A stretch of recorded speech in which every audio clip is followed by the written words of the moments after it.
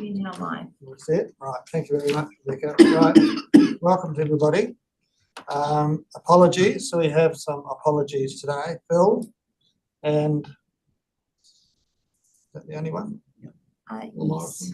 No, Roger. Oh, I don't know. No? Roger's still on leave. Oh, Roger's He's on not- leave. Oh, he's not on the But committee. he's not on here at any rate. Right. Let's keep I'll second it. Alistair. Thank you. All say all agree. Please say aye. Aye. Thank you. Any declarations of interest today? In the publicly excluded, I do have, but we'll do that then, will we? Okay. Thank you, Alistair.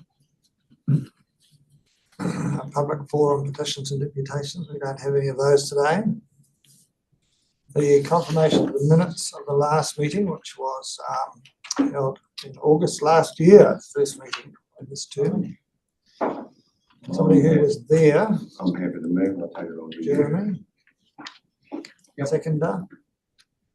Alistair. I'm happy, yeah. Thank you. Any discussion of those?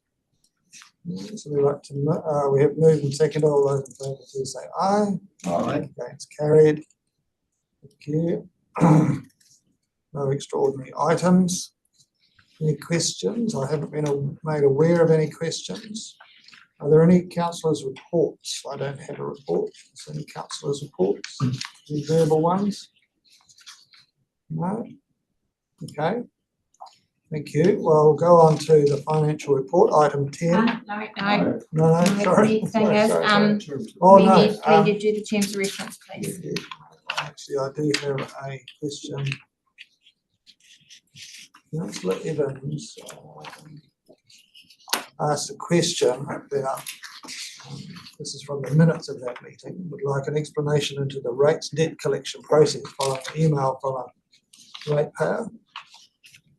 Once the councillor forwards this email to Patrick, he will obtain the answer to this question as soon as possible, it says.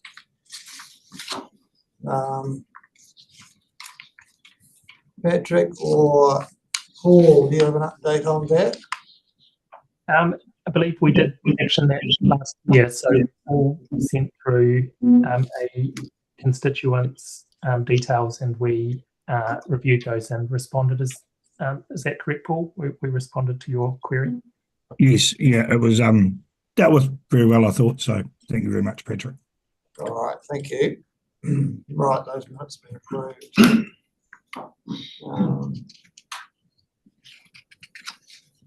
There was one other, I'm sorry about this, I'm going backwards a wee bit, but there was one other item there in action on page 5 of those minutes. Patrick to undertake a piece of work to improve the accuracy of the data that Environment Southern has on their leased land and to understand the income versus expenditure.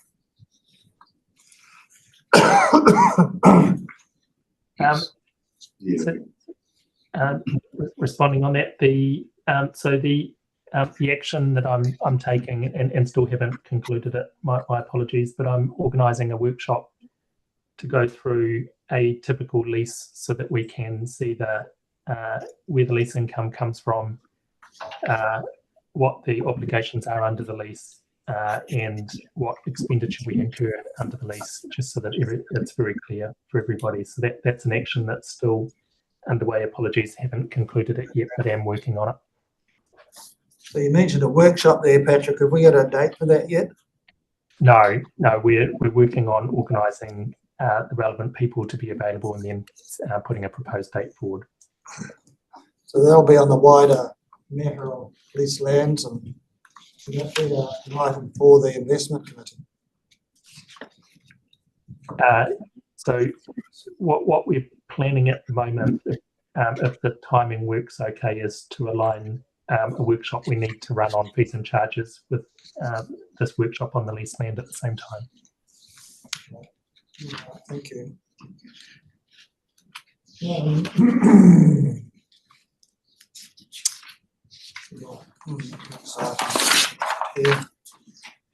Next item is terms of reference. Yeah, you need to confirm the terms of reference. So there are a couple of changes there in terms of reference.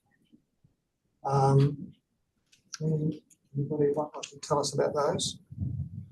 Has anybody got any questions about those? There's some changes there in red. I'm pretty happy with them. I'm happy Yeah. to move. Yeah, if need be. No. Accept those. Jeremy, you're moving, right? You adopt those. I'll second it. Seconded Ewan. All those in favour, please say aye. Aye. Thank you. Right, no, we're not up to item 10 yet. We're up to questions. Council's reports done there. Right, item 11 is appointment of a deputy chair. You have a nomination for that? I'm happy to nominate David Rose. David, No, I'll second it. seconded Alistair. Are you happy to do that, David? Yes. Thank you. Are there any other nominations? No, all right, thank you. I'll declare Councillor Rose as the Deputy Chair of the Finance and Performance Committee. Thank you.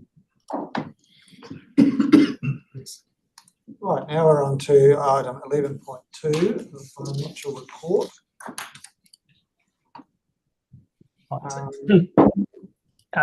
So- Patrick, Thank you. Hey, look, so I'll step through the financial report. I believe Jodie's on hand as well.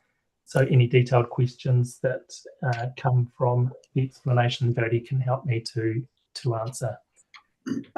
So look, starting with revenue and expenditure, which you can see on pages 19 and 20. January year to date, the key highlights here are that we're $3.5 million favourable to budget January year to date. The key driver of that is the returns from the managed fund. They account for $3.2 million of that favourable variance, and that leaves an underlying surplus of $0.3 million.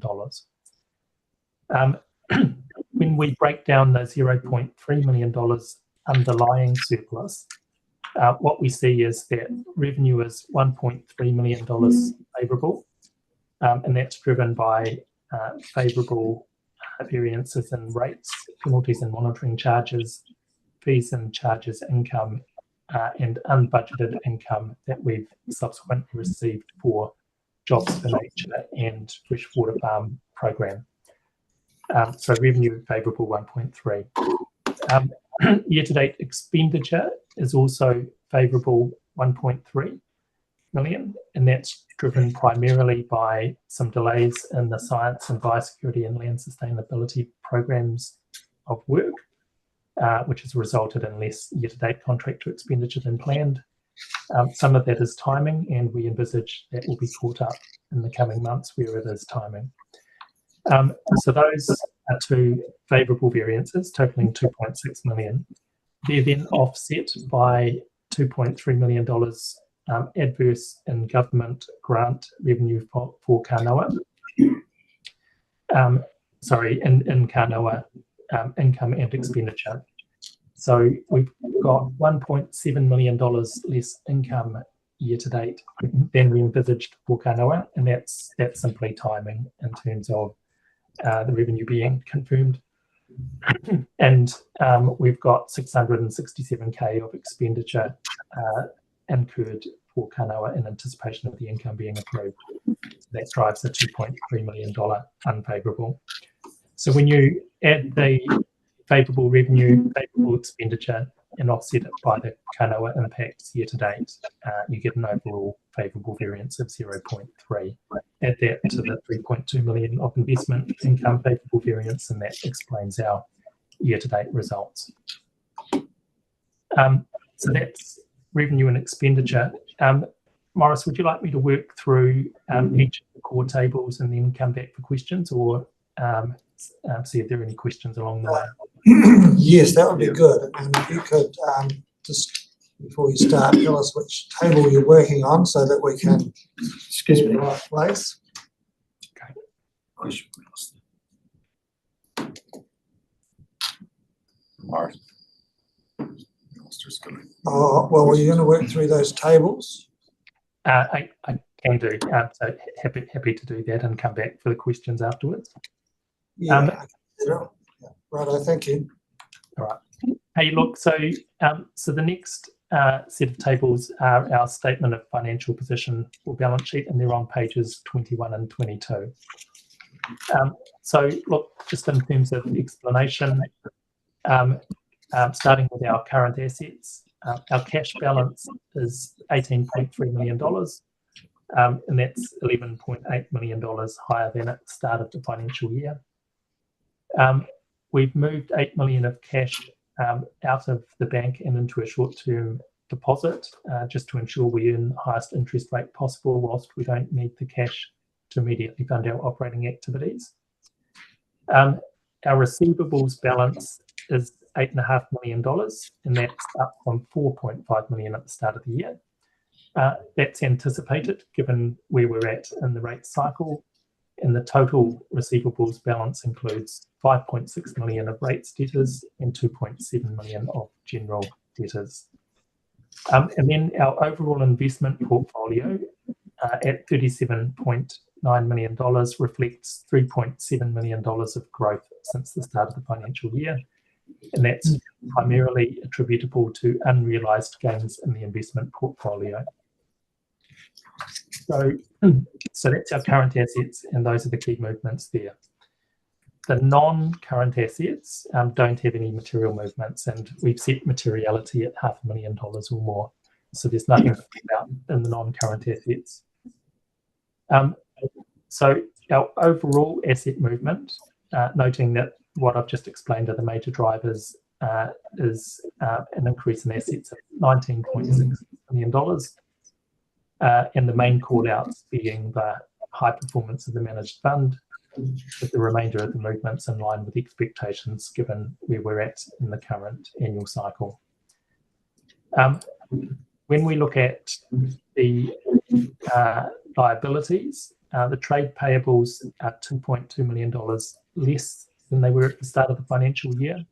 And What page are we on now? Sorry, Patrick, what page are we on now? That would be, let's go to my page. 21. Okay, thank you. So trade payables are $2.2 million lower than at the start of the financial year. That reflects the late start to the programs that we called out earlier. Rates prepayment is plus $13.2 million, also reflected as a liability, and again that's the timing we were at in the rates and yearly cycle. So overall liabilities movement is primarily explained by these major variances, and we're $13.2 million higher than at the start of the year. So then overall movement, assets minus liabilities is up $7.9 million. Major call-outs being $3.7 million growth in the investment fund, $2.2 million of reduced payables due to a slow start to programs utilised on advised contractors, and that explains our financial position. Moving on to capital expenditure, page 23. So capital expenditure, the capital budget for the full year is $9.8 million, and it's primarily driven by Kanoa work, which is $8.5 million of that total. No work has occurred year to date on Kanoa regional works. So tranche 2 Te Anau, tranche 2 Ariki, and tranche 3 Gore, which means that our year to date expenditure against our capital plan is very modest. We've only spent $423,000 on capital in total. The $423,000 capital we have spent year to date is primarily on our building, $185,000, on our science equipment, $127,000, and on the purchase of a vehicle, $66,000. Now, there is a bit of an error in the table, which I'll call out in a minute, but our full year forecast assumes, it assumes, according to the table, $5.3 million of expenditure, broken down by Kanoa work, $950,000, vehicles 338 and property 163k after adjustments, 457k on science and operations, and 1.4 million on previous climate projects carried forward. But structurally, the table should be reading 4.7, 1.9, 1.4. It hasn't pulled through the Kanoa works. So the total at the bottom of the forecast total at the bottom of the table, 5.2 million, is actually incorrect. So our apologies for that. We'll get that before the next meeting and ensure it's pulling the right numbers. But essentially, the key message with our capital expenditure is we've spent some on buildings, vehicles, and science equipment, but the large Kanoa spend has not kicked off in earnest yet. If I move to cash flows, and that's page 24, major movements since the prior January's cash balance of plus 10.6 million are primarily explained as follows. So our January opening position or cash balance was plus $7.8 million. We've received $11.4 million less income this January year to date compared to the previous January year to date for flood resilience type work, e.g. Funding that we lose on steep.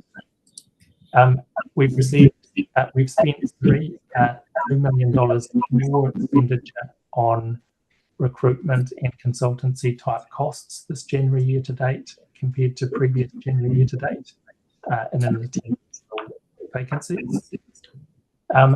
We've had plus $14.3 million less cost incurred, or favourable $14.3 million, favourable due to less costs incurred on projects, e.g. we haven't had a big Steed Street type project in this January year to date compared to previous January year to date. And our overall movement, including these major explanations, was 846k less cash spent January year to date this year than prior January year to date. So when you take our opening cash balance plus 7.7 million, add the differences in the cash applied plus 0.8 million, add prior cash movement of plus 9.7 million, you get our current cash balance of $18.4 million. So if I move to our debtors, pages 26 and 27, our sundry debtors, these are our non-rates debtors on page 26. They're primarily debtors associated with fees and charges income and marine fees income. Current debtors are $1.6 million higher than at the start of the financial year. That's in line with our normal seasonal pattern, and it's largely driven by Meridian's annual contribution to the Wairau, cruise ship debtors, and quarterly lessee invoicing. Our overdue debtors are $271k higher than at the start of the financial year, and that's mainly driven by cruise ship charges. And in total, we have 35 debtors worth $124k that are actively being managed by Debt Management Central on our behalf. If I move to page 27, rates debtors, these are current and arrears rates debt. Our current debt is debt that fell due in November 2025, and our arrears debt is debt that was due at the end of the financial year as at 30 June 2025. Rates outstanding are $3.1 million. That's 8.4% of our total rates. This is higher than June 30th, when outstanding was 1.2 million or 3.7%, but it is in line with our normal annual cycle. Rates debt that remains outstanding at the end of the financial year is automatically sent through to Debt Management Central to manage on our behalf. Debt Management Central is currently managing 518 debtors for us worth $466,000. The majority of that, 438, are being actively managed. 40 are in a mortgagee process and 26 have legal action or legal action pending. So that's Morris, Chair, that takes us through the report, and happy to take any questions. Okay. Now, I'm sure we'll have some questions. Alistair had one earlier, so you can start off, Al. Patrick, the saddest thing I see that you've done the job properly. It's all there. But when our constituents see that we're in a profit position, estimated for the end of the year is 4.865 million, they say, why did you take that money off us? So how can we, when our constituents call us, and it's probably 20 or 30 of these come on my phone, you've made a profit when we're suffering. How do we change that round so they understand what that figure really means? So Alistair, my suggestion, and we could take an action to do this. The main drivers, the main things I think that cause a bit of confusion or uncertainty are when our investment income exceeds expectations, and when we get grant income, which appears to give us a large surplus. So we could certainly take an action to improve the narrative to make that as clear and as crisp as possible. Ultimately, we're constrained in terms of how we have to report these things. So if our investment income exceeds expectations, and we do, we are conservative about how we budget for our investment income, then it will show as a surplus. When we get grant revenue for capital work, we have to reflect it as revenue, and it shows as a surplus. But we can certainly look to tighten up the narrative and try and make the impacts of those two events as clear as possible. Thank you. Does that help? It doesn't, yeah, but it's the way it is. The investment income is very unpredictable. Any other questions? Alice, Jeremy, and then Lundell. Yeah, thank you, Chair. Just the managed funds, this is up to the 1st of January. Obviously, a lot going on in the last month. And I know the Dow Jones is down 10% or whatever it is at the moment. Have you got an up-to-date rough estimate of what our managed funds are? Mainly, I take it that they won't be quite as high. Yes, we've done something amazing. We don't have a latest update since the events in the Middle East. We can certainly take an action and get the latest number that we can. What we anticipate is that the growth in the managed fund will dial back a bit, given the global uncertainty and likely impact on the global economy of the events.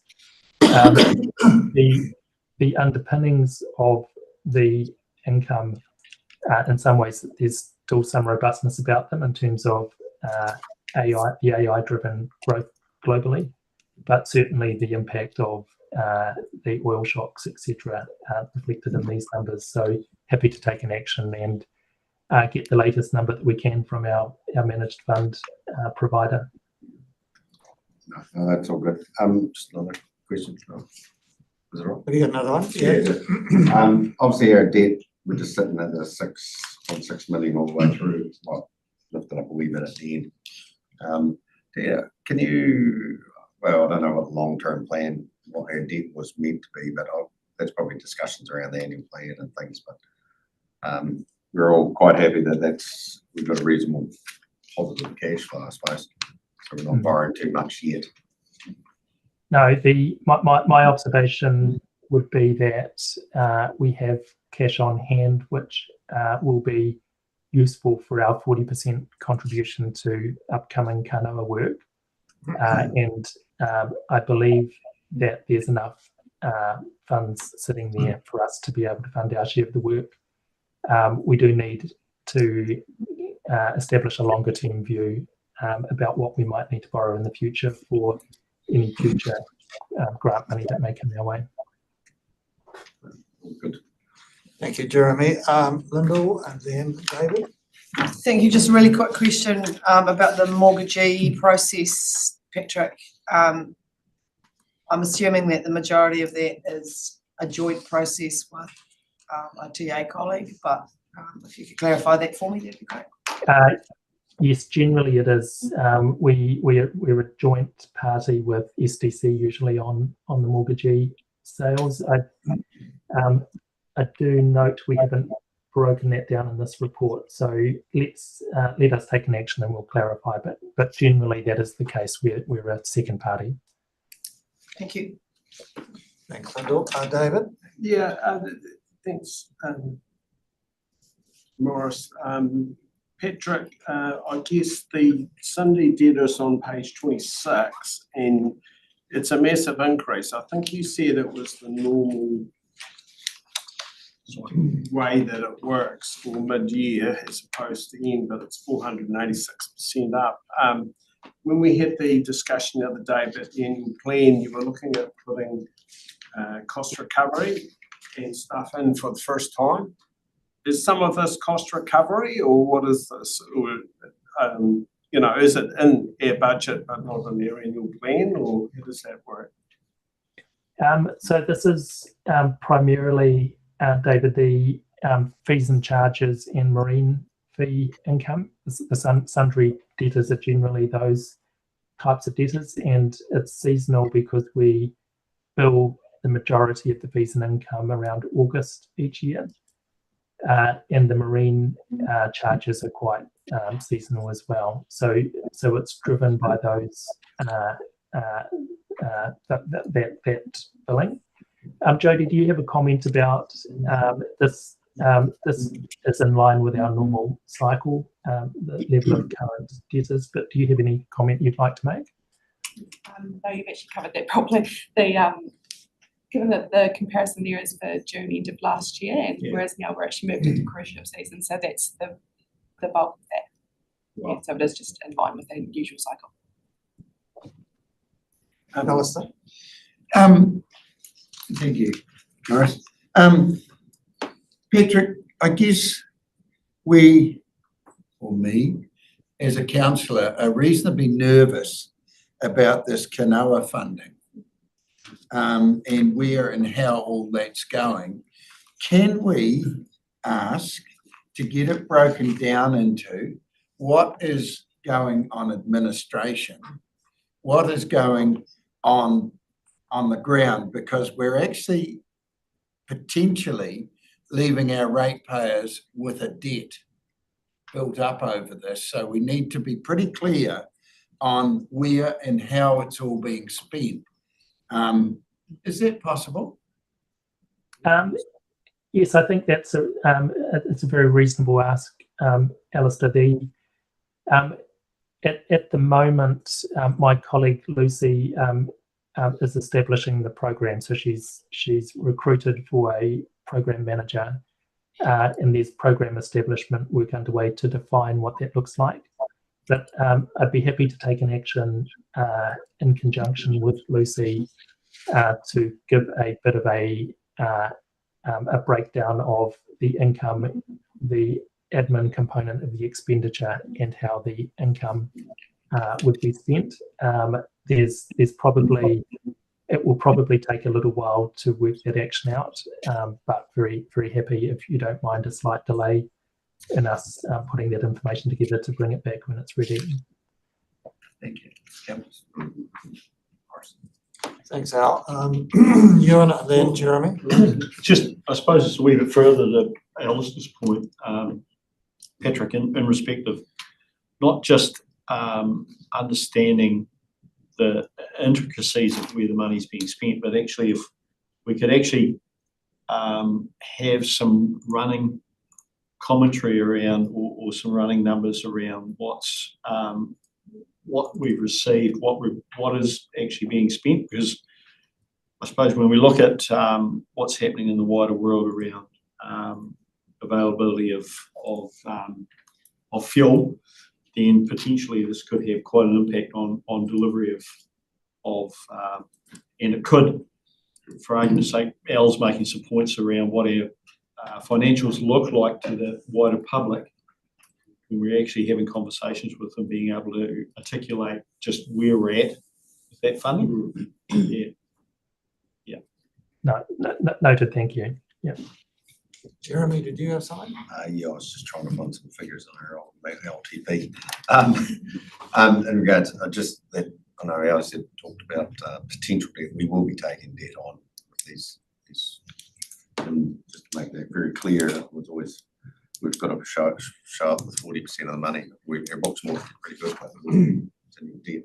I mean, it's always good to have transparency, and I necessarily disagree with Al. So any information is good information to be able to show the community where it's being spent, especially where there is considerable debt taken on for these projects. Thank you. David? Yeah, thanks, Morris. Look, there was a comment made on page 26 about some of the reasons that sundry debtors were higher, and one of them was around Tanga's Whenua funding.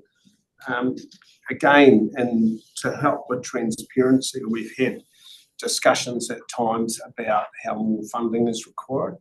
It would be good to have transparency over how much representation and support Tanga Whenua get, given that there's so many numbers thrown around and none of them relate to, well, I can't see any factual numbers anywhere around that. It would be a good thing to have prior to any discussion around that, so that we've got some facts in front of us. Is that possible, Patrick? So to make sure I'm understanding correctly, a bit of transparency and clarity about how much is spent with Tanga Te Whenua providers, or is that what you're looking for, David? In two facets, around representation and also support. So around doing the work and being involved, there's been comments made that they may need more support, but I'm unaware of actually how much support they actually get. And I'm just saying, if we hit that somewhere, then we would be, when we get to that discussion, it would be in front of us. Yeah. Again, on Jeremy's point around transparency. Yeah. Look, happy to take an action to produce some financial information that will assist with that. I'll work with Jody and we'll put something together.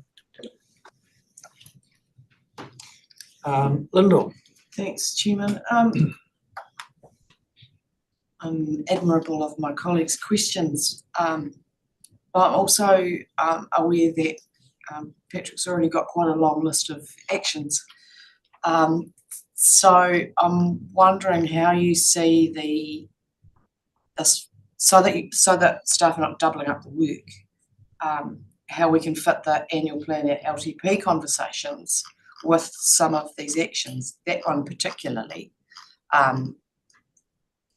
so that the work is, if you're doing it now, Patrick, not having to reformat it or rejig it for the broader LTP conversations, so that it's all, because we do cover this when we work through the LTP, but I just don't want staff to have to do 2 or 3 times a similar thing. So I'm just, I guess, asking that any of the actions that we've requested this morning, or continue to request, fit in with that LTP preparation so that it's all ready. Does that make sense? Right, Paul, have you got a question? Yes. Basically, what the other councillors are asking for is a breakdown of costs, because costs are going to become difficult to manage with the difficulties around the events that are happening in the world. This relates to questions I've been asking from a whole term around coding and making sure that we code the right invoices, the right cost to the right code, so that we can easily pull that number out when needed. It's not extra work, it's the work that should be getting done. So I'm sure it's there. It's just a matter of the correct way of pulling it out, Patrick. And just a quick response to that. There is work order coding in the system that generally quite well. So Lyndall, to your point, we can. I guess it's important with any information that we share that we do it in a manner that's consistent with the planning process, annual plan and long-term plan. So we'll seek to do that, but it shouldn't be too difficult for us to run reports using our work order classifications and pull out the relevant information. I think it shouldn't be too much of a burden for us. Thank you. I've got some questions. I've been waiting very patiently, but yes, Jeremy. Thank you, Morris. Chair, I should say. Just in regards to iwi sport, yeah, we do. I know, and specifically in the last long-term plan, there was no number quite it was asked, but and they said, "Oh, we're just going to lift it up, whatever the rates." You know, there's a wee bit of that discussion. But to be honest, you know, for respect for our partner, we should actually look at it, not from saying, "Oh, we're spending too much." It's actually saying, "What do we need to really enhance the relationship?" Is there places that that they might need more to provide capacity that actually benefits all the community too. So that's why I was coming back. I wanted to really discuss it. And to be honest, we were pretty rushed through that last time, and even through signing the charter of understanding and things that we have, the agreement. You know, there's percentages there, but it's not the figure. Not figure.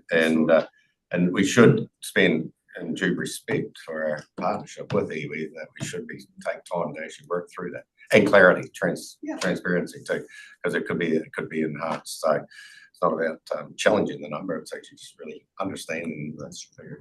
So I think we'll get into that in due course in the next year or whenever, with long-term plans and that. So I'll go ahead now, Morris. Thank you. Thank you.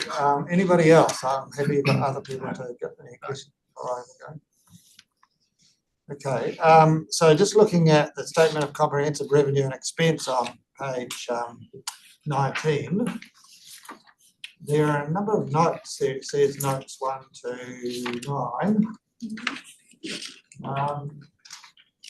So they are on the next page. That's right, isn't it? Yeah. No, that's all good. And we are about halfway through the year at this date, 31st of January. Is that right? So 7 months out of 12. Yeah. Are there any items? So looking at that last column, the things that are steady and we have to do on a sort of a regular basis. Are there any things there that are a bit of a red flag, as though we've spent more than we should have for this time of the year, or not enough for this time of the year? Is there anything there that concerns you about that, so that at the end of the year we might end up with too much expense, or conversely not enough money spent on that particular thing? Are you comfortable with the rate we're at the moment? There's no matters of concern for the future, for the rest of this year? I'll just make a couple of brief comments in response. So on a year-to-date basis, our revenue is our underlying position. Take out the managed fund impact and the government funding for Kanoa impact. Our underlying revenue is favourable, and our underlying expense is favourable. So, I think that the signals that you're seeing in the results thus far are that, if anything, we're underspending on some of our programs. We don't have any red flags in terms of over expenditure, but when we go through the next report, business plan report, you'll get more granularity into where our expenditure is under, where programs are perhaps behind plan, and we can have a bit of a discussion on that. The only other comment I would make is that there is a bit of timing. Spend on contractors, for example, tends to have a bit of a tail in it as we approach the end of the financial year. So some expenditure will lift, the rate of expenditure will lift compared to what's apparent now, and we will come closer to budget. But the overall picture is one where we're favourable year to date. We don't have any major over expenditure concerns to call out. And I'll let Jodie offer an opinion there as well in case she's aware of anything I'm not, but that's what we're seeing in the numbers. That's basically what I would say as well, but possibly less well spoken. Right. Nothing further to add then, Jodie? No, okay. All right, has anybody got any other questions? I've covered it pretty well, I think, but Chairman? Yeah, sorry. Just in regards to, you were saying, wondering about extra expenses. Obviously, it's just sort of popped up in the last week or so when we started with the liaison committees in regards to disaster reserves versus these committees have been cleaning trees out of the rivers and things like that. So that's going to be something that will probably come to us, that we do have reserves in regards to that. We always think it's about flooding, but it's actually the wind damage. So maybe some of those adjustments we might have to get reserves to fix, because it's been over expense. They've been spending a lot of their annual budgets on cleaning up a disaster, and I think we need to reflect that at some stage. So they're working on that anyway. So. One further comment, Maurice, if I may. Just while I think about it though, our fuel expenditure. So we between ourselves and our contractors, we do spend a lot of money on diesel to get contracted works done. So there may be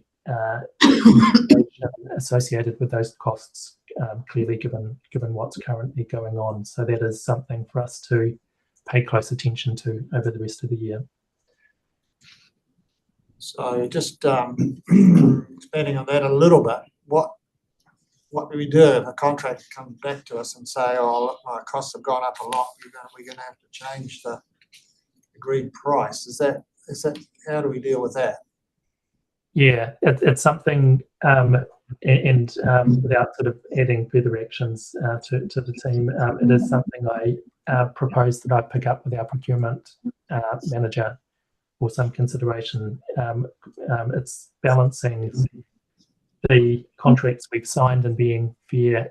It's balancing the contracts we've signed and the obligations that contractors have with being fair to contractors for whom diesel may be a large proportion of their costs, and if we aren't fair, we might see them struggling to make a reasonable margin on some of this work. So we should give it some thought and come up with a proposed approach on this.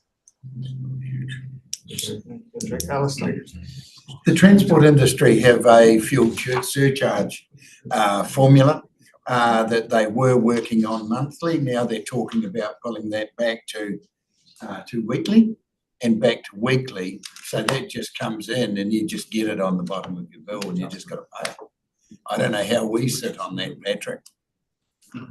I'm not aware that fuel surcharge is specifically called out in our contracts, but it is. I think it is something we need to look at, to take a good look at. Yeah.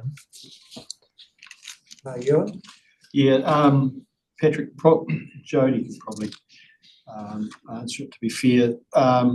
To the debt, so Tangawhenua funding sitting under debtors, so that's obviously waiting to come in. Am I correct in assuming that it is explained on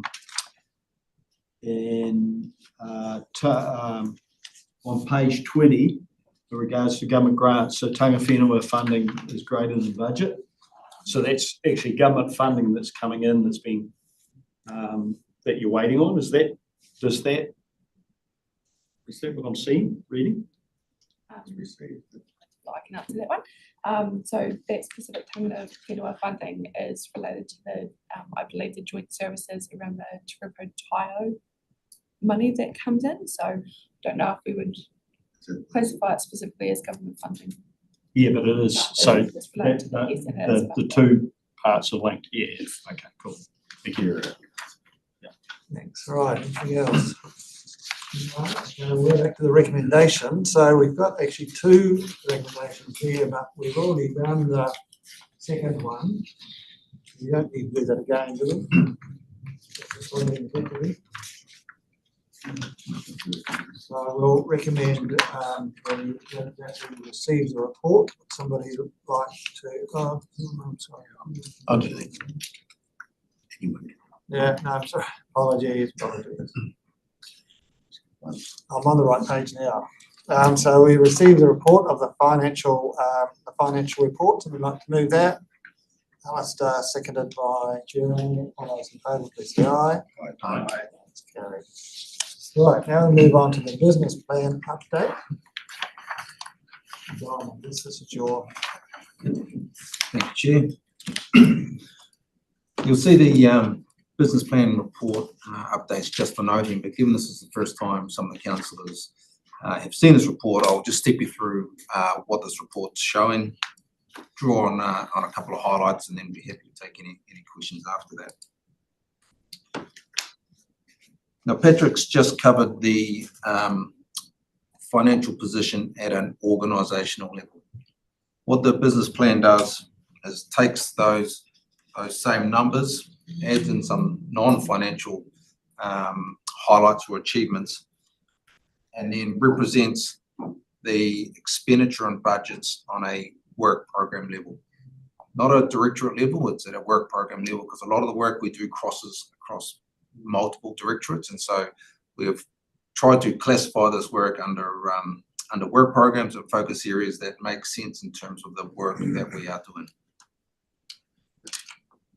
The highlights that we've included in the pack, the non-financial highlights, they may include some things that you would have seen in other committees or council meetings, but the intent is to include things that you probably wouldn't see in other meetings, and this is an attempt to try and capture the work that council does that is not necessarily making other meetings, not necessarily making external reporting.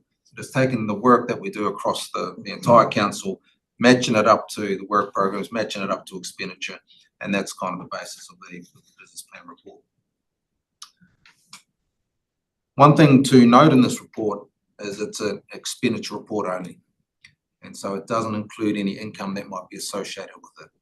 And so two good examples of this are the co-funded projects and Jobs for Nature, which at the time of doing our budget were uncertain, and so they're reflecting a zero budget against them, and as such a negative variance for expenditure, but we have corresponding income sitting in our P&L associated with that expenditure. So technically that expenditure is all covered, but in this report, it's just going to reflect that as an overspend. So just something to be aware of, and it's also noted in the body of the report itself.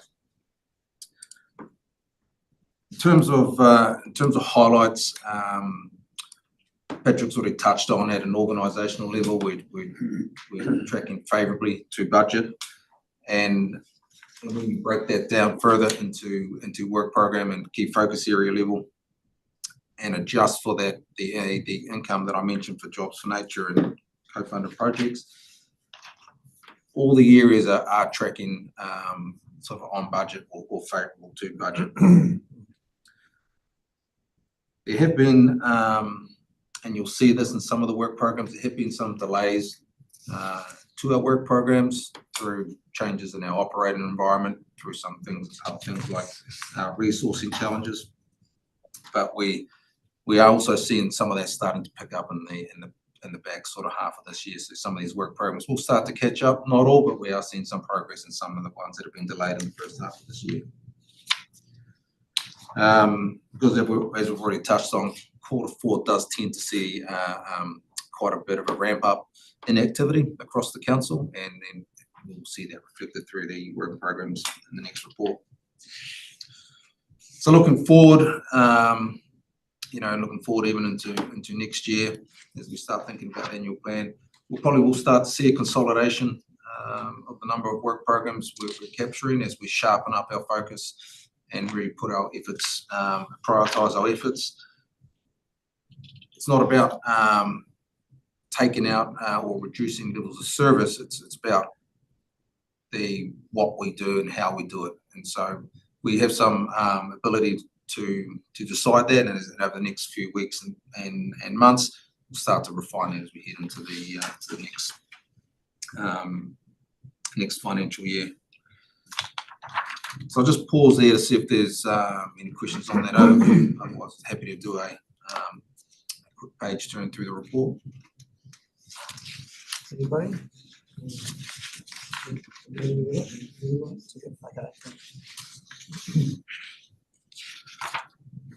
So we'll just flick on to page 31. It's just a sort of a high-level dashboard, just to give you a bit of a snapshot of our work programs. Key focus here is work programs and initiatives, and how we've allocated our expense budget against those items.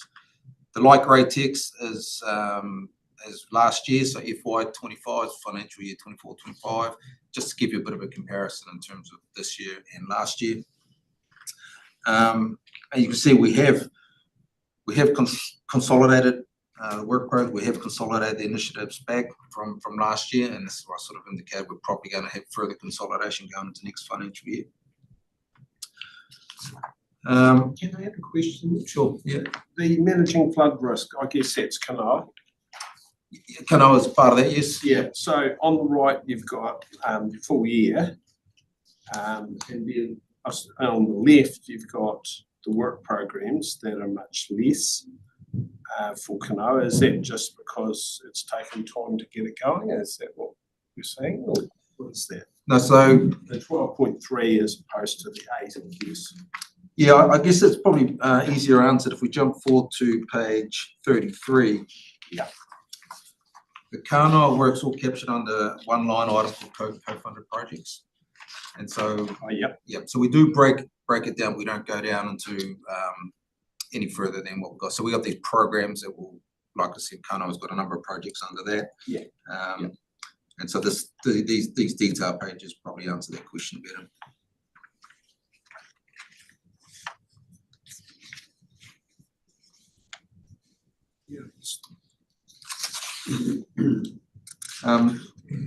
And so just while we're looking at page 33, and if I just sort of talk through this page, the same methodology obviously applies to all the other pages in the pack. So at the top, it just gives you a bit of a snapshot of how many work programs we have in there and how many initiatives support that, and then how the spend is looking for year to date relative to the full year budget. Financial table gives you your financial performance of expenditure against each of those work programs, and then on the right, we've just got a bit of the some of the highlights that we want to sort of call out related to this work. So it's not every single thing.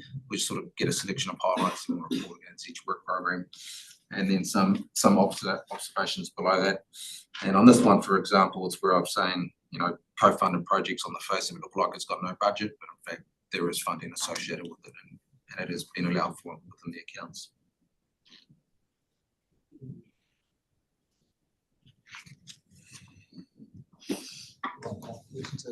Yeah, probably could just take any questions now. Anything on that? Do people find this easy to follow? It's set out, I think it maybe it's a little bit different to other reports, but it is pretty good once you get your head around it, I think. Would it be? Sorry. Yeah. Me? Yeah. Yep. Thank you, Mr. Chair. This is really giving us a summary of how accurate our budgeting is. Is that fair? Yeah. Yep. It's breaking down the organisational budget down into their next level. Yeah. So yeah, which is good. Yep.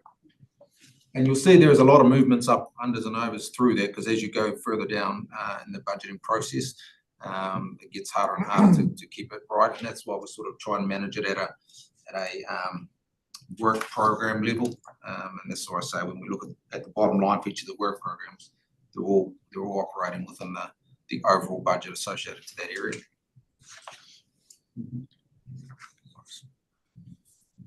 Yes, Mr. Chairman. Thank you, Chair. I was just going to indicate that these are good when you start to look at the numbers. And Patrick, if I can just say, we were talking about the annual plan the other day, these are the numbers that I was wanting to, when I said break down, when I said, oh, we're not quite seeing all the numbers, just in regards to the like in each activity to understand when we're seeing where the adjustments are and things like that. I do have one, I was just browsing through this the other day, and the executive seems to be aware that just, I mean, from budgets or from the year before, is that because of the restructures and things like that, or? Yeah, I just see it's $500,000. Yeah, which is quite a, in that, which is the outcome focused organised. I was just looking at all the positions here. It's 530,000 variance, but it's either $1 million or whatever, just under $1 million going to be from the year before the budget for this year's budget.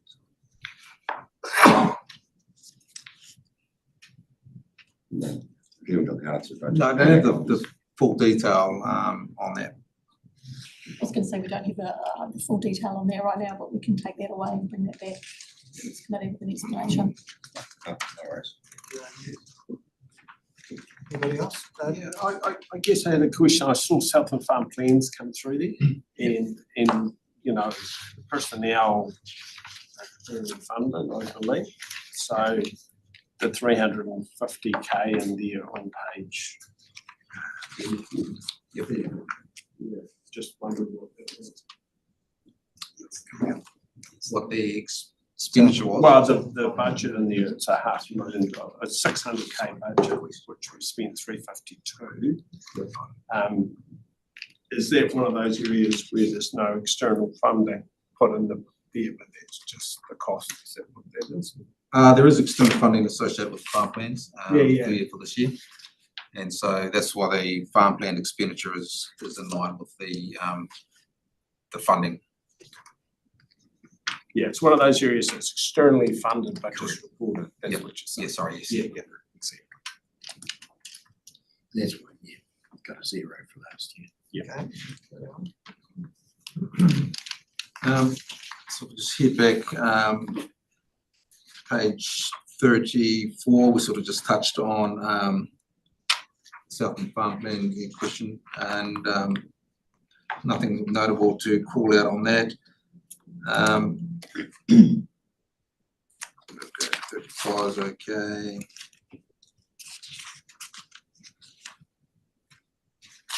On page 36, just we touched on some of the challenges to work programs and being from our operating environment and resourcing and the like. And I suppose introduction of fast track approvals has been an example of that, where it's taken, what potentially been a 2-month process to work these consents down to less than a week. And, the team have managed to meet all the timeframes associated with the 2 major large scale projects they're working on. So it's quite a positive outcome for that area. And within that total as well is that jobs for nature expenditure that, like I said, touched on earlier, doesn't have any sort of technical budget in this report attached to it, but it does have the external income offsetting that expenditure as well. And that's just perhaps I can ask a question about the Bluff haul-out facility. We've asked this question for many years. There hasn't been much money spent on it again. Are we making any progress? Yeah, we are making some progress, and there is, I think they've even identified the potential for external funding to come and support that. So that cost does relate to a program manager that's come in and driving some of the wider engagement on that Bluff haul-out facility. So yes, things are progressing on that front. So yeah, it has been a topic for a while. Thanks, Chairman. Just on page 35, the reference to stakeholder and partnerships. Is that where the tangata whenua money sits? Yeah, stakeholder partnerships is primarily money that we use for organisations. So there's a variance there still.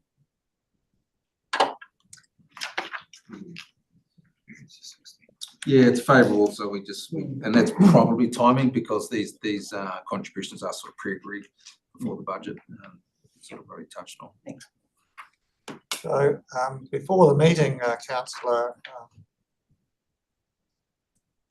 Alistair Gibson, you were talking about the Environment Awards. I see that's in that category there. Is in, sorry, which category? On page 35. Page 35. And there's a mention there of Environment South and Community Awards. Were you suggesting, and you've been involved with it as a judge, were you suggesting a different format? And is this an opportunity for us to explore that? I think we're looking at the moment of alternative formats and how it's going. Nothing's been decided. And that was why I brought it up to everybody to come and say what you might like to have, and then we see where we get to, because we can go back to what we have been doing and work from there. But we've got to get it going so very shortly, or just time runs out. So what would be the procedure for doing that? Would that be through Sam? Well, Sam's doing, and so's Jane. Jane, Sam and Jane are working away at that at the moment. They'll go back to their executive teams, and then they'll come to us as a council. But I'm just giving you a heads up so that just think about it. Okay. Thank you. Anything else there? No, I was okay with that. Yeah. Any other questions then? Any other pages? Thank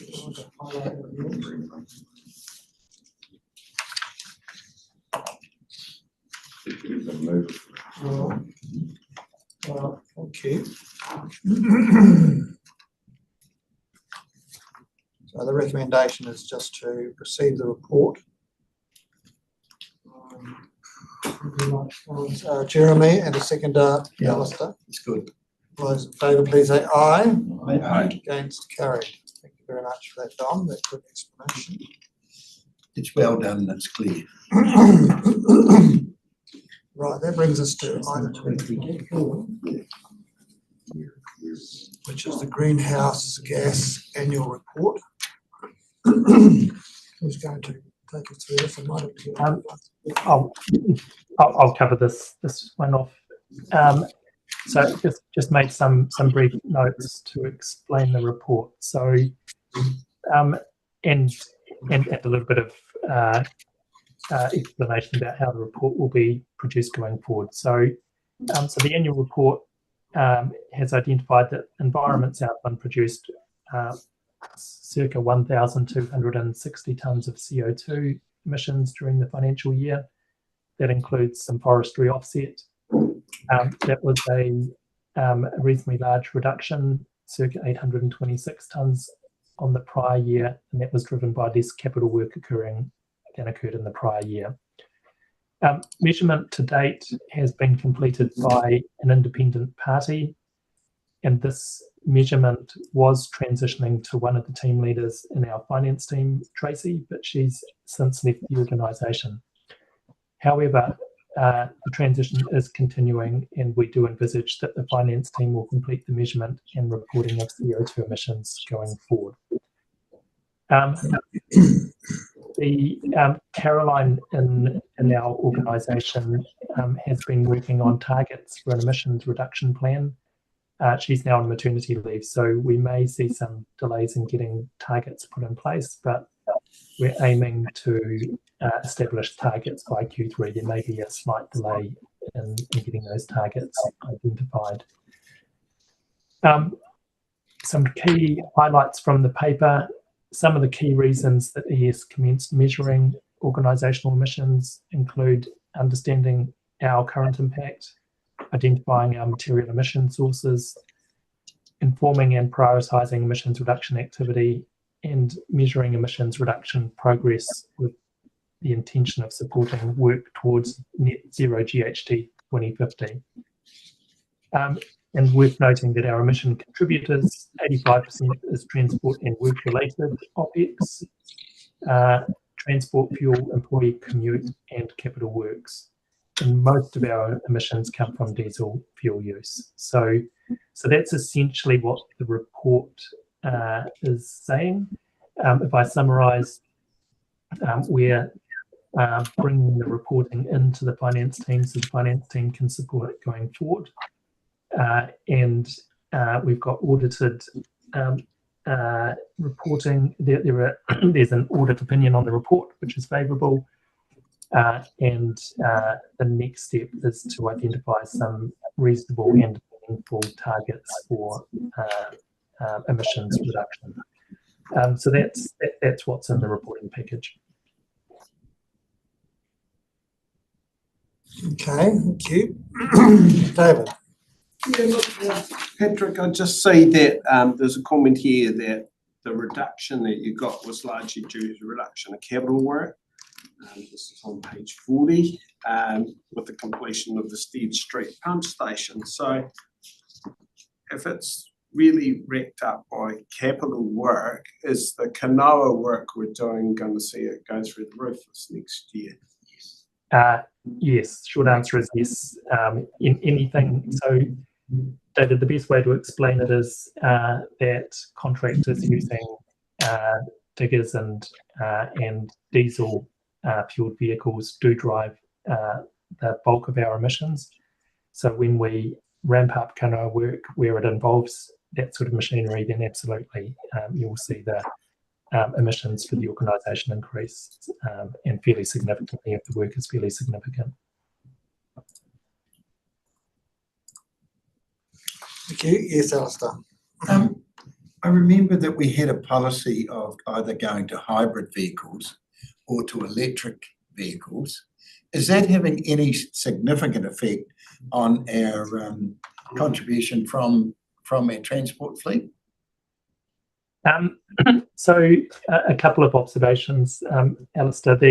So first of all, there have been our fleet comprises of it's mostly diesel utes, and then it's where we don't have diesel utes. There has been some movement in recent years to hybrid vehicles, like Toyota RAVs, not plug-in hybrids, but hybrid vehicles. Those vehicles consume on average 5 litres per 100 k's of fuel, so they're economical. They are very economical, but they're the minority in our fleet. We've got a plug-in hybrid ute in our fleet and on trial, and we'll be producing a report for a future committee on our fleet. But it's the only one in our fleet at the moment. If we moved more towards those vehicles, we'd make more of an impact. So there is the potential to reduce our emissions by making the fleet greener. Just worth noting that our fleet emissions are relatively small compared to our contractor emissions. So we can make an impact, but it will be a diluted impact in terms of our overall GHGs. And it's just worth being aware of that. Supplementary, do we have a policy going forward that we're changing more towards hybrid or electric, plug-in electric? I'd like to see us developing a policy that does that. So we've got the plug-in hybrid ute on evaluation at the moment. We're about to assign it to the science team, and we'll be doing a 6-month longitudinal study on it. Assuming that it meets our needs, then future business cases for replacement of our Ford Rangers and Mazda BT50s can focus on replacing them with these types of vehicles. And I think there's a combination of things that we need to do. We need to make a case that looks into the the feasibility of these vehicles for the scenarios that we use them in, promote their being used to replace our conventional fleet, and then the policy would then follow a successful business case. There is some work to do here for us to make our fleet greener, and with a successful business case, that can tie in quite nicely with putting in targets for GHG emission reduction at the same time. Thank you. Thank you. Jeremy, did you have one? Yeah, a couple, actually. I just heard that science, that they need someone else to have a 6 month trial with a hybrid. Well, I'm putting money into my diesel truck at the moment. I'll be quite happy to try to grab it. Yeah, I know, I've got a choice at the moment. Yeah, it's cost quite a bit. Just when you look at these numbers, and I was just doing a rough calculation, like another, when we're sitting on 4,500, 5,000 hectares of land, another 30 or 40 hectares of pines growing somewhere in our system would actually offset a lot of these carbon issues. But it says actually a lot of it's actually the work we do, the contractors out, the actual work program rather than us doing it here. So I see the our fuel's almost covered by our forestry. It's about 200 and 189, I think. If I get it that we have. But you actually just realise, well, we actually just having a bit of a balance. I mean, we probably do have land investment of 40 hectares and a couple $1,000, $80,000 investment on some of our land where forestry growing. And it's not so we're short of land. But when these figures aren't going to go away, the discussions and looking into the future, it's a balance, just having a bit there, reducing hybrid vehicles, trying to future-proof the councils, infrastructures in the future. Wouldn't do any harm, but it's good to have these numbers. But the biggest one is actually as David pointed out, Steer Street, all the works we're going to do. Certainly adds up. We account for that in our books, but as the contractors, out of that, we're taking we're bringing it within our umbrella of work we've done. It's someone else's business too. Are they taking the account saying, is there any double up when you're starting to look at calculating all this stuff? I mean, it's good we know. It's good information. But I wouldn't be any harm to invest in a few pines. Some might not think they're the right tree, but if you want to offset carbon side of things. Well, if I could come in, I think that as part of our procurement policy, we are asking contractors about their greenhouse gases, aren't we, Patrick? Is that right, or is that something that's out of our control? As I understand it, we are seeking information on the invoice where possible, so we can report on the greenhouse gases. Can I offer a comment? Yes, David. Yeah, I guess the comment would be when we had the guy from Electric Cherry come and talk to us, there were several classes of vehicle that he acknowledged could not be electrified. And that's the heavy gear that we use when we're doing earthworks, the diggers and the trucks, which is work that we all value and we're working towards this. So some of these things don't work in harmony, but that's just the way it is if you're going to get the job done. So just a practical perspective, really.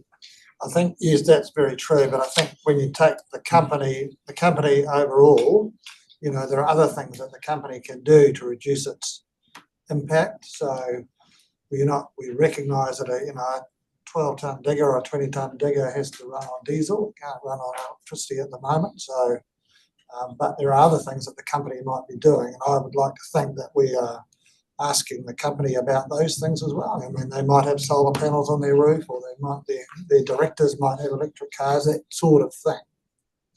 Amy, it looks like you want to say something. Yeah, look, I just wanted to add a little bit to clarify a bit about the different types of emissions and how we do those, and then how how we get the information we get, and then I guess what the plan and the opportunities are for improvement. So the first thing is just to pick up Jeremy's point. We've got scope 1 and scope 2 emissions, which are in our control. So that's directly about what we do as this organisation that has a carbon footprint.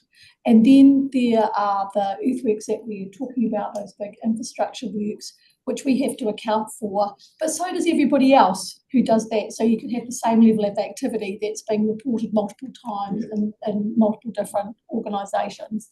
And that's where we've only got indirect control of that activity. So in any given year, our greenhouse gas emissions can be going up or down depending on the volume of that additional activity that we are engaging in. And so then to Morris's point, the opportunity becomes, so how are we engaging with our suppliers, or what are our procurement policies and opportunities in order to be able to positively influence the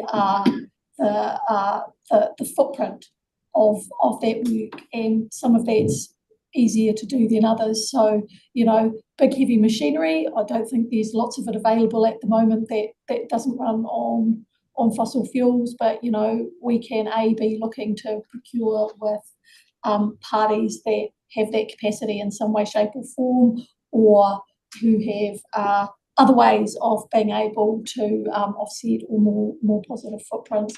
And then just building into Patrick's point, we are asking providers at the current time to provide us with their GHG data because it makes the measurement easier for us to do as part of this exercise, but the real game in town, and it's an evolving space, okay, is really about the nature and the type of work and how we work with our providers in order to positively impact the emissions that are there.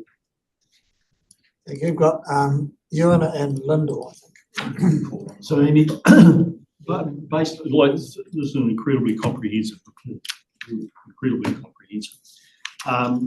So I see in here that you're reporting back to MFE too. That's correct, is it? I don't know, actually, I'm not directly involved in the measurement. I might have picked that up wrong. I thought there was some reporting back to MFE around that as well. But I suppose, that aside, there is obviously, to your point, scope 1, scope 2. So our behaviours as an organisation and those behaviours drive efficiency too, to be fair. And it would be good, I suppose, to actually highlight the fact that through the tender or through that work allocation process that we are looking at footprint, contractors' footprint as part of, because that, I suppose, is a heads up to our community around the positive steps that we're taking as well. Through you, Chair, if I could just respond to that. It is an opportunity. It's also a challenge. It's far easier for larger contractors and contracting agencies to be able to make the investments that are required to, change operating procedures in a more green way. That cost burden can sometimes be disproportionate to local providers. And it's not that we're not all heading off down a path to more environmentally friendly ways of working, generally speaking, but then you get into that bit where you start to trade off the social procurement aspects around working with local suppliers to working with national parties. So these are all things that we need to factor in to the mix as well. There's a bit of tension there, and it's not to say that we couldn't or shouldn't be asking, and we can't be aspirational about that. And somewhere in all of that, there's potentially an opportunity to support in some way, shape, or form. And I don't know what that way, shape, or form is, but to support local providers to be able to get on the journey or continue their journey to be more, manage their emissions better, but that's, I don't think we've got the web program in there for that right at this current time. Lyndall? Thanks, Chairman. Most of my questions been covered actually, but I did want to ask about our current building and and I have to admit I haven't read the detailed report every second of it, but our current building and what GHG cost that is to us in maintaining it, because I'm guessing there's kind of maintenance work on that capital. I'm just wondering if we've got that kind of information and whether that might be helpful in our wider accommodation conversations. I don't have an answer to that. No. Sorry. It's in the detail, but have a look at what level of Yeah, I mean, it may not be completely relevant, building but costs are captured in it. yeah. Is there something you want to happen? Oh, if it's useful in the broader accommodation conversation, then yes.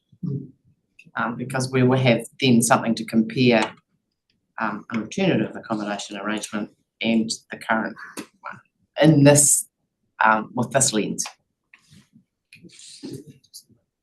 Just as a point of Well, hold on, I'm just sorry, I've just got a couple of people waiting. Yeah. Can you wait? for that? Yeah, absolutely. Was that satisfactory result? Yeah, well, I think Amy's.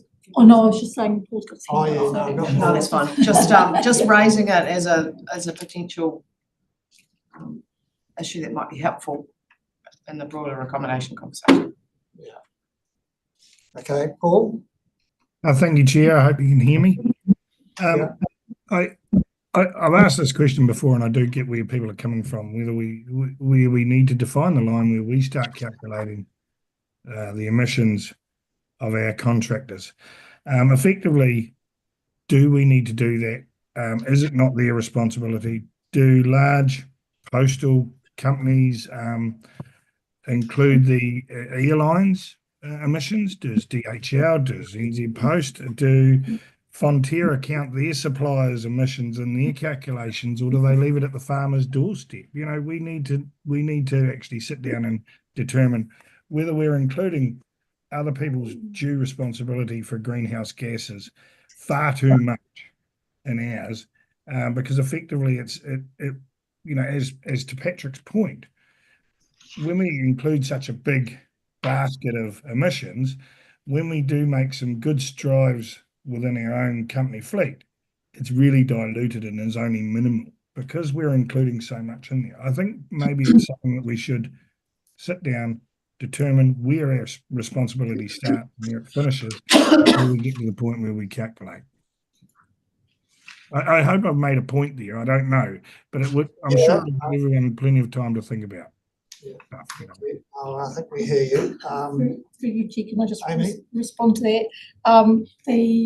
Particularly for those larger and publicly listed companies, there are required standards of reporting the scope 1, 2, 3, etc. methodologies are very well embedded in those reporting frameworks. So it is a requirement. I understand the point that that Paul that you're making, that, you know, by virtue of the nature of this extra work that we're doing, our efforts might seem to be getting lost, but I think that's why they're listed as separate scope work. So you can see the different areas where you can make a difference, where you can directly control and you can indirectly control. And so therefore the scope 3 emissions, which you do have to report as part of the reporting methodologies that are applied, it's how can you be working with your providers and thinking about the broader influence that you can bring to bear on different ways of working and different methodologies to have a positive influence on the emissions. Councillor Gibson? Yeah, I was listening to a program yesterday, or the day before might have been, where they were talking about heavy road industry, you know, trucks and bulldozers and diggers and things. The only thing that they can do at the moment, they can't work on hydrogen, they can't work on electricity, is that you've got a scope 6 motor. Now, sorry, I don't know what that means, but what it really says is that the machine is modern. Mm. And that's the only thing we can do at the moment until we get more technology. Right, I'm just a little bit aware of the time. We've discussed this pretty well, but we can take one or two other questions. Yeah, Morris? Yeah. Just a quick question around, this is an incredibly in-depth report around the cost of it. And do we have to have that much detail every year, or can it be like an LTP where we do a deeper dive every couple of 3 years, just to get a feel? So the cost of it, and whether we could get away with something that was more, a smaller one in between, depending on how much we're spending on it. I'm not sure. We can have a look at that. I think it does only come yearly. So it's, And we do verify, our reporting does have to get verified. We do that through Toy2 to make sure we're applying appropriate methodology. So it would be, we would need to check whether it was a requirement to do on a regular basis as well, but we can take that away and have a look at it. Thank you. Lyndall? Yeah, two things, Jen, just to your point, Councillor Rose, because this is only a 3-year-old process, it's been important to have an annual check-in with the baseline measurements. So that's been one of the reasons it's so detailed, and I have a funny feeling that it's actually fairly required at this level, but correct me if I'm wrong. The other thing, Councillor Evans, I was just going to say, Southport have to do Scope 3 reporting for us every time, so we do get the Scope 3 stuff from those listed companies, etc. Right, last one, Ewan. yeah, just, I suppose I don't know why, but I think the link is through the Toy2 assessment. And so that goes back to MFE, I think, yeah. So that's the legal framework stuff. So Right, thank you very much. Well, that's a very fulsome discussion we've had. The really important thing that we do, obviously. So I'd like to ask for somebody to recommend that we resolve to receive the somebody move that, please. Yeah, I'll do that. Seconded by yep. Ewan. All those in favour, please say aye. Aye. Carried. Thank you very much. Thank you for all of those questions. Right, Jane, been sitting patiently. Good morning all, how are we? Morning, Jane. Sorry, my subject's probably not quite as exciting as greenhouse emissions. It's just as We can go important.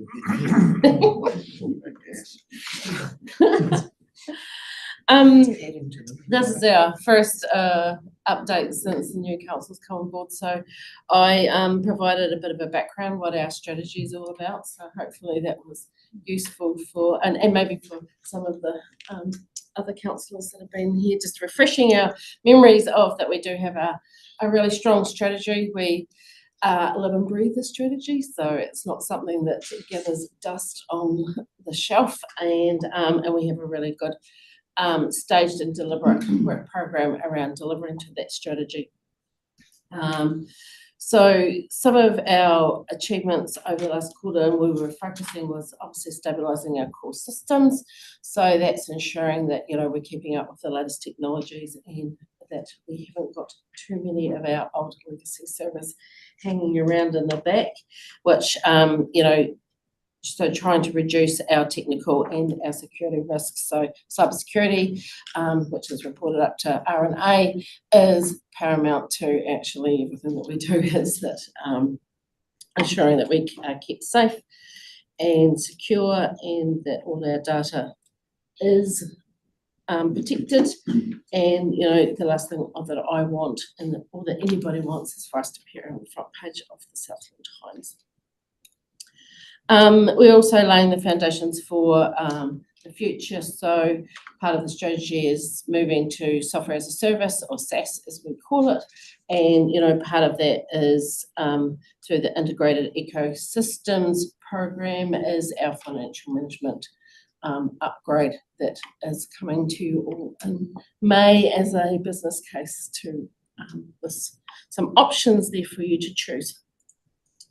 Again, and South Maps, of course, has been one of our successes of, at last we've got a nice new portal that is getting richer in data as, every day that we find something new to pop up there, we replace that. It's a nice new modern tool. We haven't had any negative feedback. There's probably been a couple of users that have had challenges with that, but we've taken them through that journey. So that's been a good project.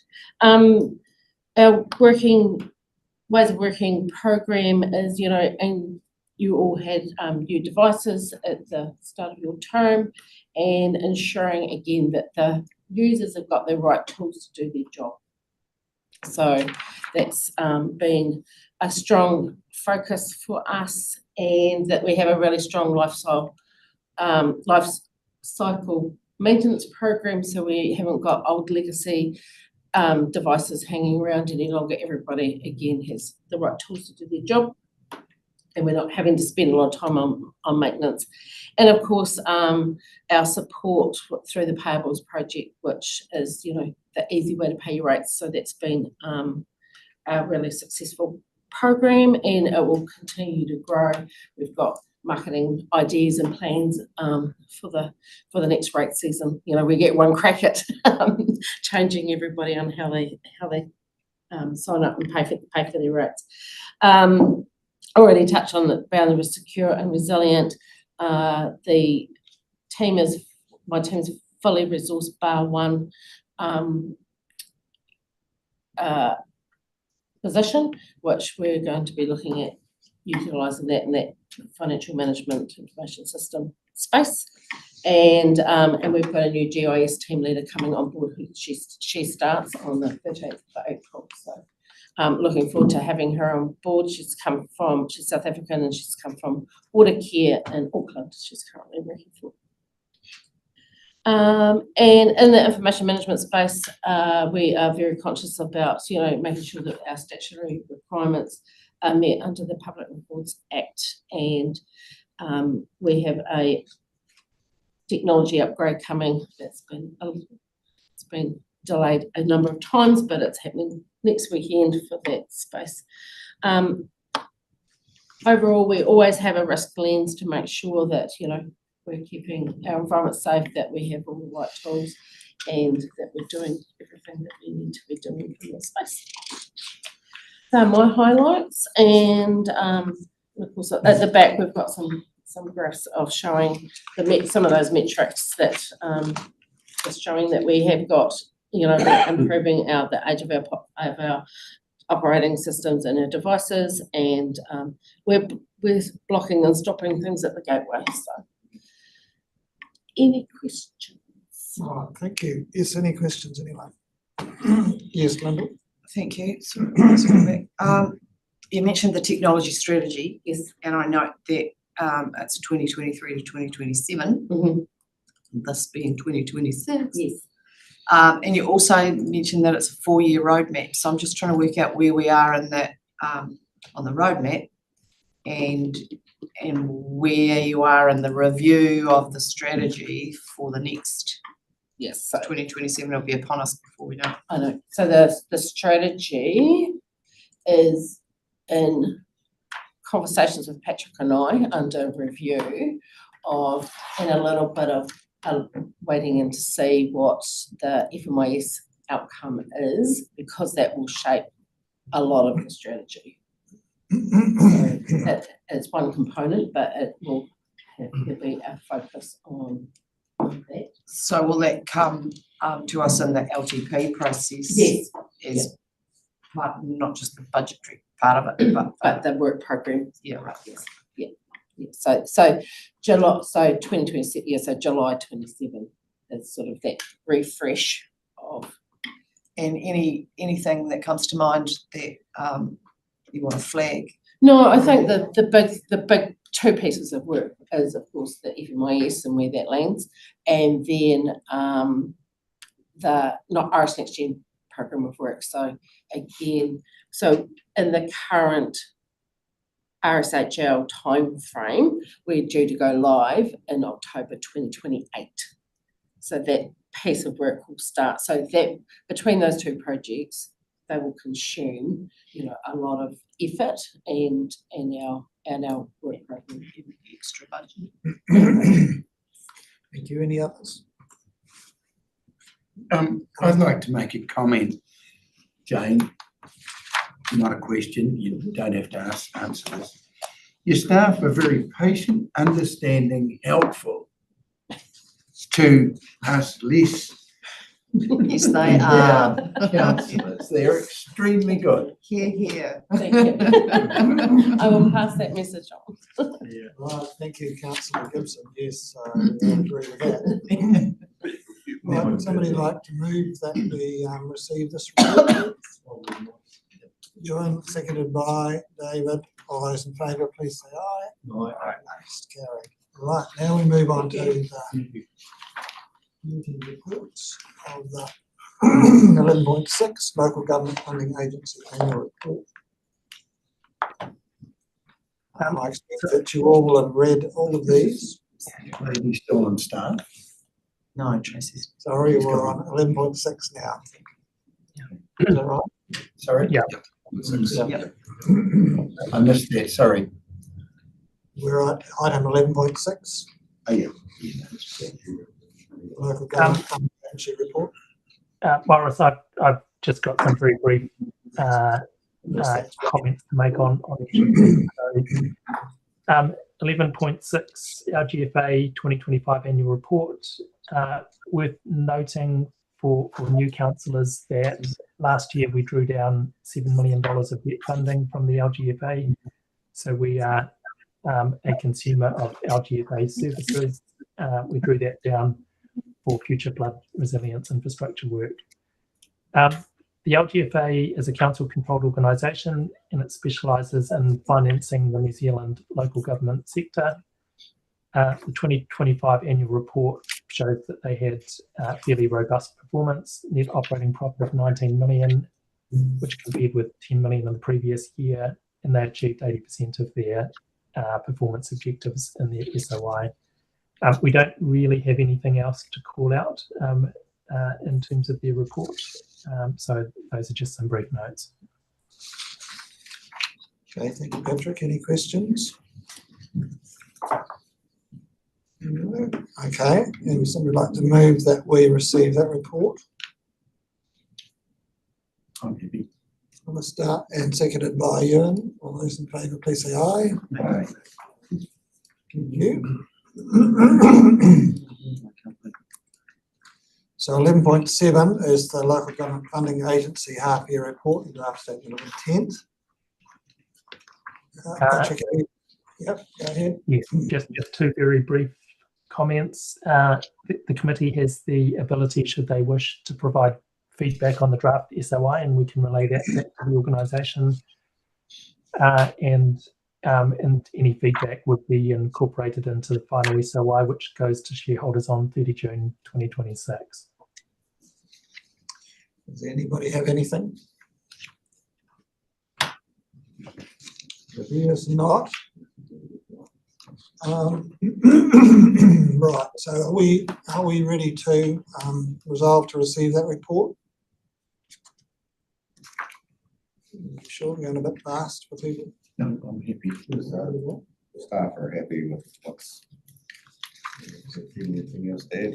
Yeah. Yeah. Okay. So I think the recommendation has got two parts there, but we're not providing any feedback. So we would resolve to receive the report. Would like to move that. Jeremy, seconded by Alistair.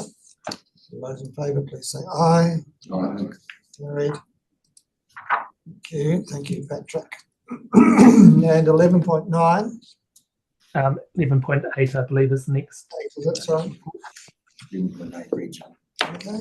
So just a couple of comments on 11.8 and then 11.9. So 11.8, so Regional Software Holdings Limited RSHL is a shared services organisation with a number of regional sector shareholders, including us. So we're a shareholder in this organisation. Probably just in terms of relevance for us, of particular importance to us is the IRIS Next Gen program, which RSHL is running. That program starts with a pilot implementation at Otago Regional Council and then progressively rolls out to participating councils, with ourselves slated to implement IRIS Next Gen in 2028. Per the notes in the paper, it is worth noting there have been some challenges associated with delays in getting the pilot implementation underway at Otago Regional Council, and that's not fully reflected in the report because delays have occurred subsequent to the report.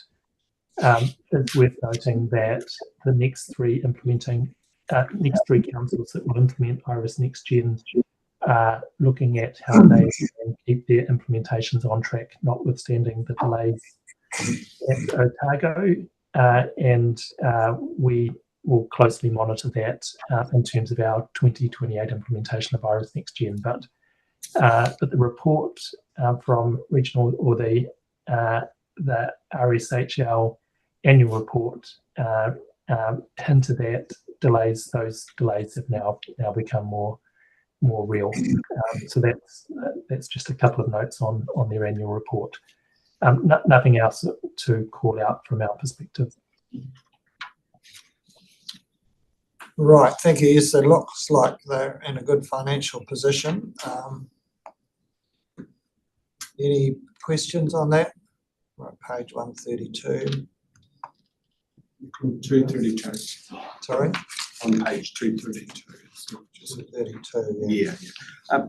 Maybe a question just around the viability going forward, because I see they've lost government funding and they actually made a deficit this year, and equity's going down. So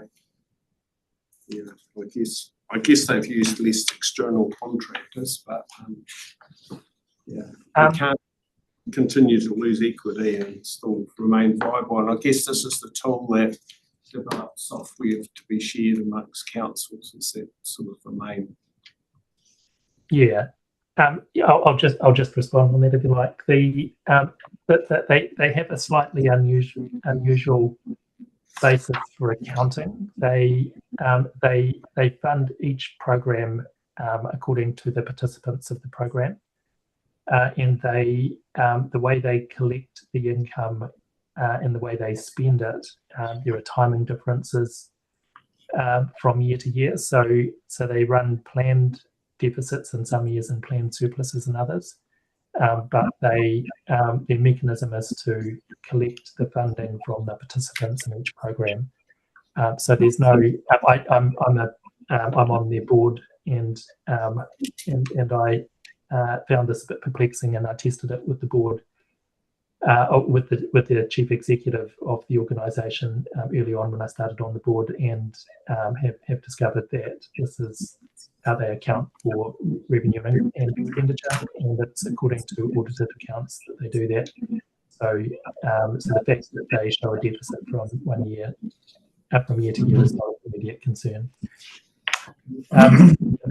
Their signature program is IRIS Next Gen, but they receive funding, different funding for different programs. So some of their programs get government grants, others are funded by the regional councils. It depends on the particular program. Thank you, Councillor Rose. That's a very good question. Anybody else? Okay, we'll go back to the recommendation then, which is on page 232. To receive this report. Move that Councillor Rose, seconded by Councillor Matheson. All those in favour, please say aye. Aye. That's carried. Right, now I think we get on to 11.9 on page 292. In just a few notes to call out. So noting that the program has considered the future impact of, let me backtrack. So this paper is on RSHL's interim report and draft statement of intent, with noting that the program has considered the future impact of RMA reform, so that this can be added into the roadmap for the product development. So this is for the Iris NextGen product. And that's important for us because we'll be adopting Iris NextGen, so it's important that it's fit for purpose and that RMA reforms are built into the product. With noting that with their signature project, which is Iris NextGen, they've had delays starting the pilot at Otago Regional Council, but that RSHL is working with the next councils who will implement the product to attempt to mitigate impacts to the overall program as much as possible.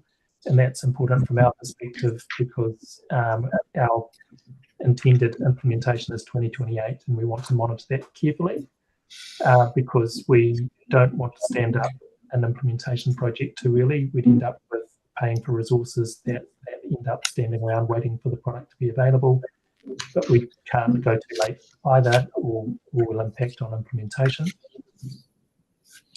Financially, RSHL is on track, noting that the timing of payments means that the organisation runs deficits in some programs in some years and surpluses in other years. And although it's not stated in the paper, if there is any feedback on the draft SOI, you're welcome to table it and I can take it back to RSHL on our behalf. Thank you. Any questions from anyone? No? All right. Thank you for that summary, Patrick. The summary is very useful. It saves us having to read the whole thing, which is very good. Somebody like to move that we receive this report on Regional Software Holdings? Ewan, seconded by David. Thank you. All those in favour, please say aye. Aye. Now, I note that these reports are very large and I'd be surprised if everybody reads them all. I know that our staff study them closely and have a close understanding of all of these things. And I just wondered, talk to Dom about the need to photocopy all of these reports for everybody, and it might be more efficient to have just a reference to them if people wanted to read them. Do you think that's a reasonable thing to do? A link in the digital version would be plenty. Is there a problem with that? Us not having the full report? Makes a lot of sense. Like having access to it if we want to. As long as the link to the full report is there, Chairman, I don't see it. So that might be something to consider for the future. Yep. Thanks, Dom. Just talk to Dom, he'll tell us all about Interpretive talents. it. Right, so 11:10, I think we're up to now. Civic half-year results. There's a similar. Yeah. Patrick, have you got anything to add to that? Yes, I'll just make a couple of brief comments. So Civic Financial Services provides superannuation services for the local government sector through the Super Easy KiwiSaver superannuation scheme and the local government superannuation scheme. Attached is the 2025 half-year report and cover letter and 2026 statement of intent. Worth noting, there are 72 shareholders in Civic. We are a shareholder. We have 10,000 shares, but our shareholding represents 0.09% of the total shareholding. So we're very much a minor shareholder in terms of this organisation.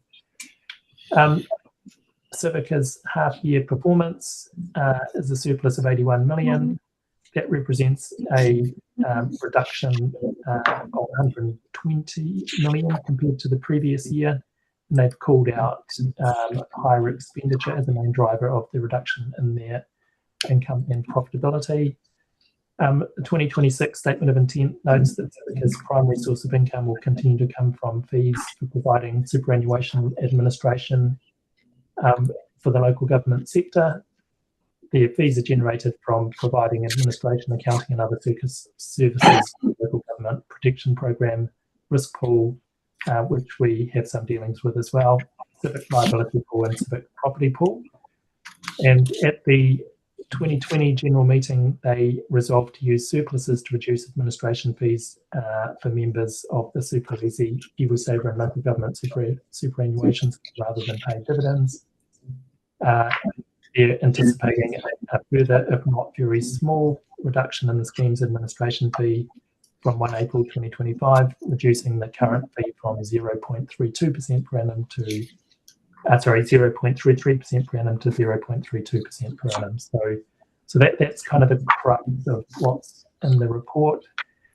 We're a very minor shareholder, and there's really nothing specific for us to call out other than point to those elements of the report. Right, thank you, Patrick. Is that 0.32% administration fee similar to other superannuation schemes, or is it more or less? To be honest, I don't have that to hand. It feels within Kui, but certainly we can take an action and go and find out if you would like us to. Yeah, probably something we could look up as well. Sounds reasonable to me. All right, anybody like to ask any questions about that? No. Somebody like to move or receive a report? Councillor Gibson, seconded by Councillor Matheson. All those in favour, please say aye. Aye. Carried. Thank you, Patrick, for that. Now we move on to 11.11. Marcus, you've been waiting patiently there again.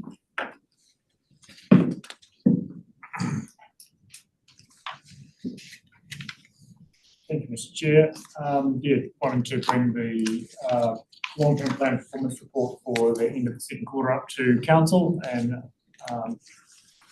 just indicating too that this is slowly getting up to the council table. It should have been up a little bit sooner than this, as we're just nearing on the end of quarter three at the end of March. So apologies for the slow delay in getting that up to council, and also noting that we didn't actually send up a quarter one report. So this is the first time that councillors have seen the long-term plan reporting as to how we're tracking against what we indicated in the long-term plan.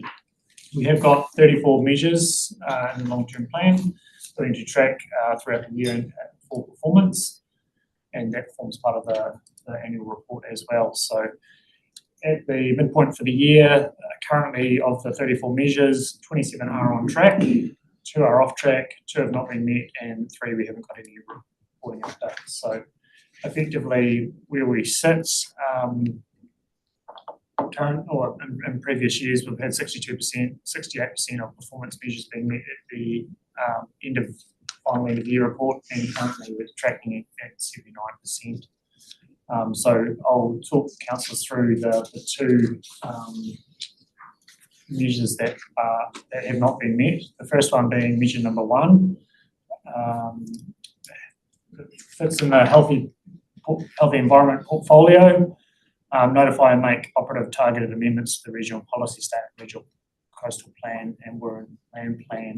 Those haven't been met due to government plan stop requirements as the new legislation comes in. So Liz's team are unable to make those changes necessary, and council has been reasonably informed of that process through the S&P committees. The second one I'll talk to before I open up for questions is measurement number 9, down on page 405. The number of integrated catchment plans developed in partnership with iwi and the community. Effectively, there was a requirement that each year there was going to be an increase on the year prior. There haven't been any integrated catchment management plans developed this year to date. Effectively, that is on the basis that the new incoming managers had a bit of a look at the existing plans and doing a bit of a review of what those plans are, and just trying to make sure that any further work we do in these integrated catchment management plans meets the needs and is a fulsome document that is well intended and has all the right pieces to make sure it's a good part. But other than that, I'm happy for any questions. Thank you, Marcus. Anything?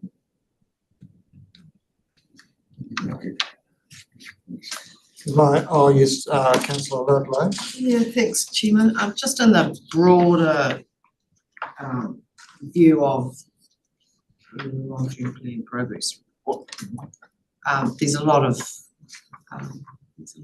pieces in this. There's a lot of activity.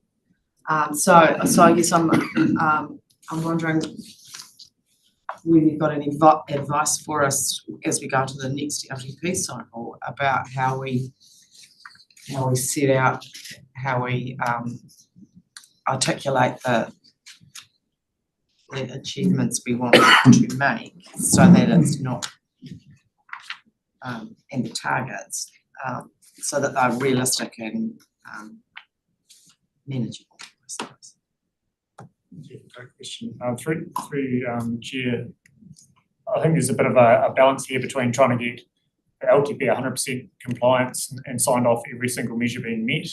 We've got to try and, I guess, in my view, strike that right balance of having some stretch goals, and if we get 100% compliance and everything ticked off in the LTP, that may not be the most efficient use of our time. We want to be stretching as best we can, so having some measures where we're slightly off may be acceptable, and I guess we'll be working through those, what they look like as part of the new long-term plan process.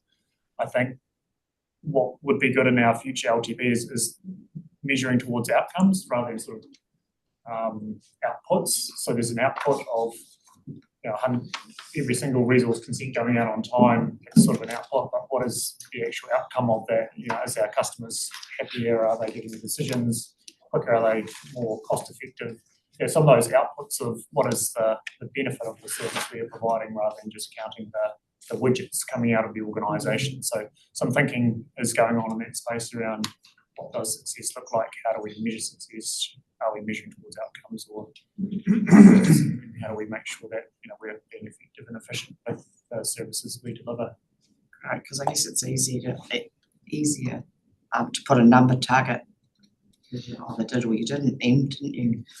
So yeah, thank you. That's helpful. Anything else? I think the two red dots there at the top are, they're a bit out of our control, I know, because of what the government's doing, but it does, and Phil Morrison, who's not here, provided some commentary to us on some of the reasons why we haven't been able to achieve these long-term goals of plan change to Otahi, the improvement, getting to Hawera. They're very difficult, very difficult. All we can do is try our best, and hopefully in the future our children or grandchildren will benefit, but progress is very slow. Anybody else like to comment on that? We have elections every 3 years, unfortunately. We get swinging from one side to the pendulum to the other, and we're left holding the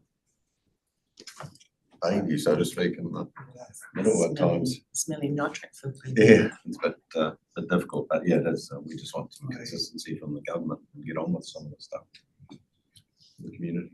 David? Yeah, I'd just like to say to Marcus, I think your pragmatic approach to outcomes is, something that I would embrace, rather than just tick a box that something was done because we're doing it, something else was left. It's about doing the best you can. Very rarely are we all perfect. I don't think anybody that's perfect can put their hand up, so it's really hard to get everything done. Doing the best we can and having some pragmatic approach makes sense to me. Thank you, Councillor Rose. Right, so would somebody like to move? We received the report of Q2. Yes, basically those 3 points in the recommendation there. Alistair, seconded by Jeremy. All those in favour, please say aye. Aye. Thank you.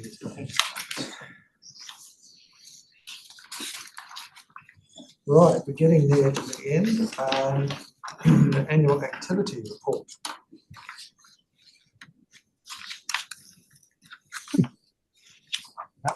So just a couple of brief comments. on the report. We're keen to bring you a fleet report for your May meeting, and we can start a discussion about how you would like the fleet managed and what we might want to do in the future with our fleet. And the only other call out I've got here is that the business case tick is just in the wrong box. We're planning to bring you a business case for your consideration at the 28th of May meeting. And when we we'll bring that forward for the 28th of May meeting. It's currently being developed. Right, yeah, thank you. Everybody got that? That's the business case to upgrade the financial management system will be next meeting on the 28th of May. We have got an item in here about that. Any questions? No. So moved by Jeremy, seconded by Alistair. All those in favour, please say aye. Aye. Carried. Okay. Right. So no extraordinary business. We do have some public excluded business, which we'll go to now. Would somebody like to go into public excluded for the reasons there that are set out in the agenda? Do we need to read those out? Or? Yes, we do. We do. So in accordance with section 48, 1 of the Local Government Official Information and Meetings Act 1987 and the particular interests protected by section 7 of that act, that the public be excluded from the following parts of the proceedings of this meeting, namely the confirmation of the public excluded minutes from the Finance and Performance Committee on the 20th of August 2025, the adoption of public excluded resolutions. The general subject matters to be considered by the public as being excluded and the reason for the resolution in relation to the matter of specific grounds for excluding the public as specified in 48(1) of the Local Government Official Information and Meeting Act 1987. Getting back out. So we'd like to move, we do that. David, and seconded by Ewan. All those in favour, please say aye. Aye. Aye. Okay, it's carried. So we just have to.